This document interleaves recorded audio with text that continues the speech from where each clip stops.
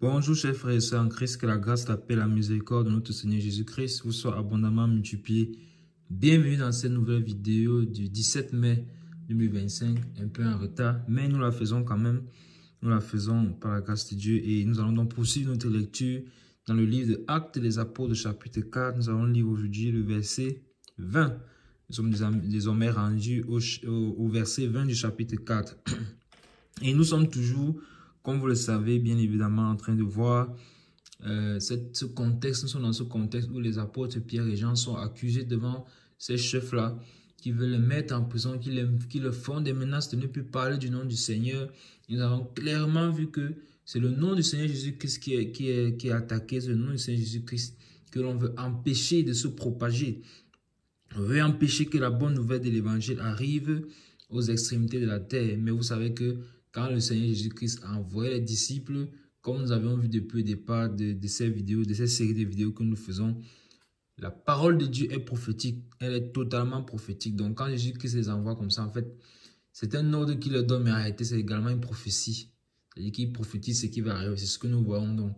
Il y a donc plus de 2000 ans que Pierre a pris, ouvert la bouche et parlé par le Saint-Esprit, cette première prédication, que 3000 âmes sont venues. Et donc, depuis lors jusqu'à présent, vous voyez que l'évangile est arrivé dans toutes les nations du monde, dans toutes les langues du monde, la prophétie du Seigneur Jésus-Christ. Le prophète que Moïse avait dit que le Seigneur ou que Dieu vous suscitera entre vos frères un prophète comme moi. Le prophète, le plus grand de tous les prophètes. Voilà donc que sa prophétie a été accomplie.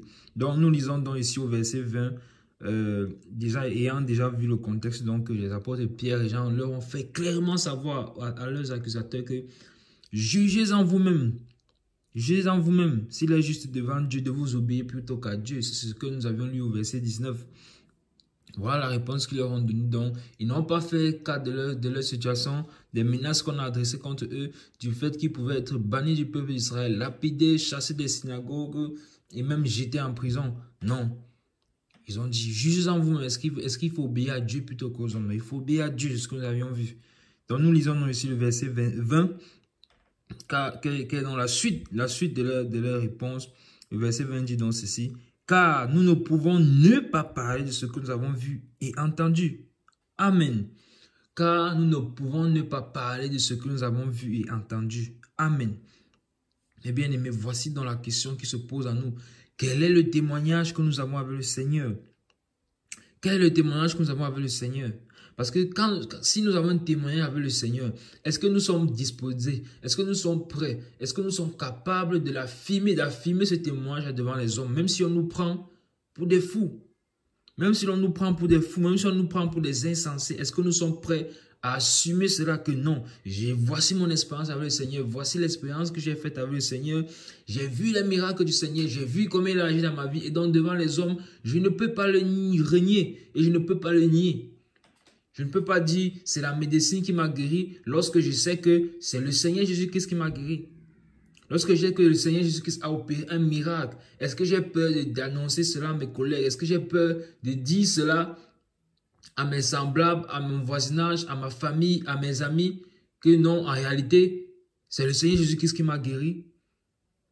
Ou bien, j'ai peur qu'on me prenne pour un fou, que donc, toi, tu crois à ces choses, comme les gens du monde disent. Est-ce qu'on a peur de ça? Est-ce qu'on a honte du nom du Seigneur? Les apôtres ici n'ont clairement pas honte, ils prennent leur position.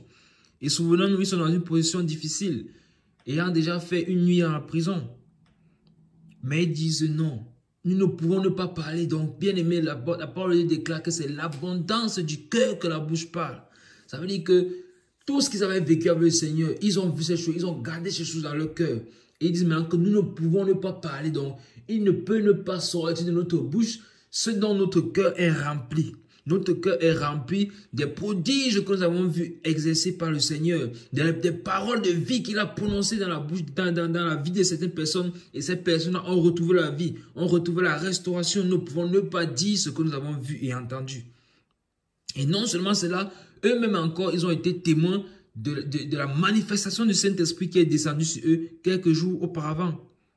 Ils disent donc au verset 20 que nous ne pouvons ne pas parler de ce que nous avons vu et entendu. Amen. Donc, soyons pompes, guidés par le Saint-Esprit, dirigés par le Saint-Esprit. Si nous avons déjà cette attitude-là que lorsque le Seigneur a fait des choses dans nos vies, nous a révélé certaines choses, a opéré des miracles dans nos vies, nous a donné un témoignage vivant, nous devons avoir cette disposition-là, puisque tout est toujours pour sa gloire.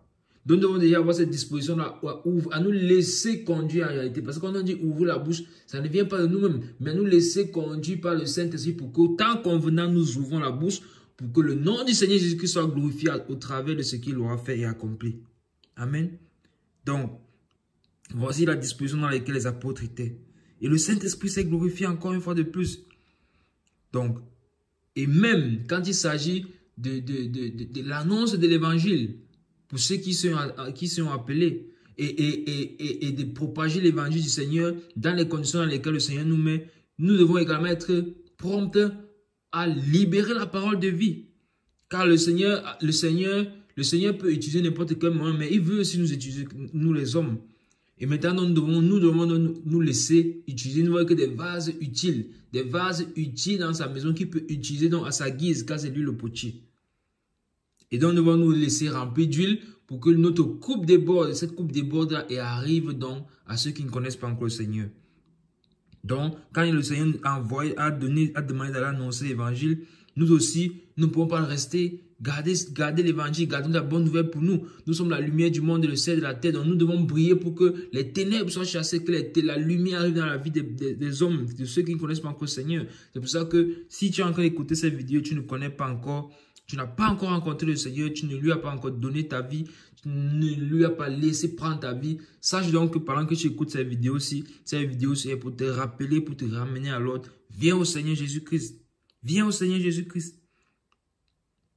Donc, vous voyez, donc, nous ne pouvons pas parler de ce que nous avons vu et entendu. Nous ne pouvons ne pas. Donc, quand le Seigneur opère dans nos vies également, nous devons parler, ouvrir la bouche et parler de la part du Seigneur. Bien entendu, toujours poussé par le Saint-Esprit. Amen. Donc, nous arrêtons là pour aujourd'hui. C'était tout pour les 7 minutes de pain quotidien de ce jour. Que la grâce, la paix, la miséricorde de notre Seigneur Jésus-Christ vous soit abondamment multipliée. Shalom.